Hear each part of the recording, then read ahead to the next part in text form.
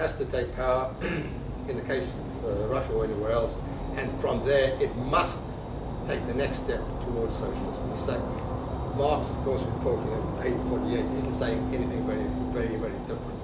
So, and the ideals of socialism, or the program of socialism, is that of communism. And in their mind and in their actions, I think, they saw it as that.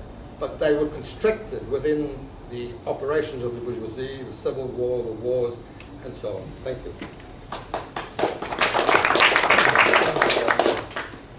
Well, if I was a Trotskyist, if I was a member of the Workers' Revolutionary Party, which still exists, or the Spartacus League, I wouldn't regard Hillel as a Trotskyist. I think he was a revisionist and a reviser of Trotsky's views, because not only has he rejected the distinction, the false distinction between socialism and communism that was made by Lenin and Trotsky, but he's also admitted the point which we've always made, that Russia after 1917 was, to start with, state capitalist. Now, I've not read Trotsky in Russian, but I've never found any mention in any of Trotsky's writings that have been translated where he did describe Russia after 1917 as state capitalist. Now, it's quite true that neither Lenin nor Trotsky regarded Russia in that period as being socialist, but they certainly believed that what Russia was doing was building socialism. I mean, if you read this book, Trotsky's book, The Revolution Betrayed, which came out in 1936, you will see references there. Well, these are quotes. I can give the page number, to the socialist state in Russia, to socialist industries in Russia, to socialist industrialization in Russia, and to socialist accumulation in Russia. And it's quite clear that although they didn't think it was socialism, they thought it was on the way to socialism. But it all follows, as I say, from this false distinction which Lenin made between socialism and communism. And I'll quote here how Lenin describes this. This is in 1917, before the Bolshevik Party took power. He says that what they're going to establish is not communism, because that's impossible according to him. What they're going to establish is a state where all citizens are transformed into hired employees of the state, which consists of the armed workers. All citizens become employees and workers of a single nationwide syndicate, and all that is required is that they work equally, do their proper share of work, and get equally paid. So that's quite clear that in this society, which they call socialism, there's going to be the state and there's going to be money. And in The Revolution Betrayed, Trotsky says, yes, of course there's going to be the state, and of course there's going to be money. He says that these two problems, state and money, have a number of traits in common, but they both reduce themselves in the last analysis to the problem of problems, productivity of labor. State compulsion, like money compulsion, is an inheritance from class society, which is incapable of defining the relations of man by man except in the form of fetishes, churchly or secular, after appointing to defend them the most alarming of all fetishes, the state. And then he goes on to say,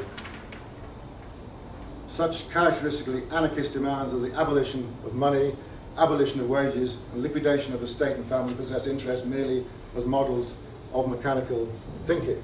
He says, in fact, you have to have the state to force people to work, and you have to have money as an incentive for people to work. As a matter of fact, he argues that the money in Russia, socialist money, has to be based on gold.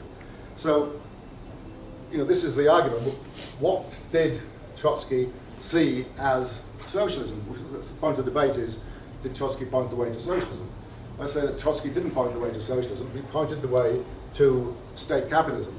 Now, personally, I'm not concerned with what you call Russia, as long as you don't call it socialist. I mean, I think, in fact, it happens to be state capitalist because it was based on wage labor. The same situation existed as here.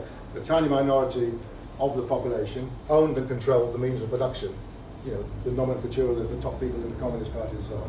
And the rest of the population were excluded and had to work for a wage or a salary. So I think, in fact, Russia was certainly a class society, and I think it was a state capitalist society. But that wasn't Trotsky's view. I mean, Trotsky held the view that Russia was some sort of workers' state.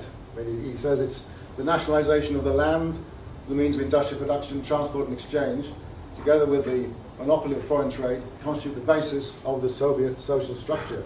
Through these relations established by the proletarian revolution, the nature of the Soviet Union as a proletarian state is basically defined. Well, because to describe Russia in the 1930s, 40s and 50s as a worker state is just absurd. How can it be a worker state where the workers don't even have the vote, where the workers are excluded from any decision making, and where they have to work for for a wage or a salary? So once again, come back to the thing, what is the way to socialism? I mean, the way to socialism is not through state capitalism, and it's not through armed insurrection. It's not, as I was saying at the end of my first contribution, it's not through electing a party based on trade unions and led by some sort of elite. It's, as I was saying before, the way to socialism, first of all, is people have got to understand what socialism is, and it's a system, as I said, based on the common ownership and the democratic control of the means of production, where there's no money, there's no market, there's no working for wages, and where the principle from each according to their ability to each according to their needs. People must want and understand it. The majority of people, the overwhelming majority of people, must want and understand that type of society. Once you've got that, you're more than halfway there, because from that point on, it's a technical matter of how you get there. In countries like Britain and most of North America and Western Europe and other parts of the world as well, the means are there. It's the ballot box. People, instead of electing and sending to Parliament Labour, Tory, Liberal and other capitalist politicians, they send socialist delegates there to take over the state, and then they just declare all private property rights, all title deeds, these are all null and void. From now on, all the means of production belong in common to the whole of society. And from that point on, it's a question of organisation, democratic organisation, to produce things purely and simply for use. That is the way to socialism. It's not through a leadership, it's not through some sort of minority action, it's through democratic, conscious majority action. That's the way to socialism. And Trotsky never accepted that. Trotsky, in fact, specifically rejected that on a number of occasions. And in fact, Hillel is a Trotskyist to that extent, because he's explained every failure to establish socialism up to now by the failure of having leadership. I mean, Trotsky wrote something about the Paris Commune. Why did the Paris Commune fail? Because there wasn't a vanguard party, and that's been kept up by Trotskyists ever since. Why did something? Well, he mentioned Albania, he mentioned Germany, he mentioned Hungary. All these, the Trotskyist explanation is all these failed because there wasn't leadership. And in fact, they failed because the majority of workers didn't want and understand socialism. They were deeply discontented, wanted to overthrow the regime in place, but they didn't want to establish socialism. So that's the reason why these things failed. I'll repeat in summing up. The way to socialism is through democratic political action on the part of the working class.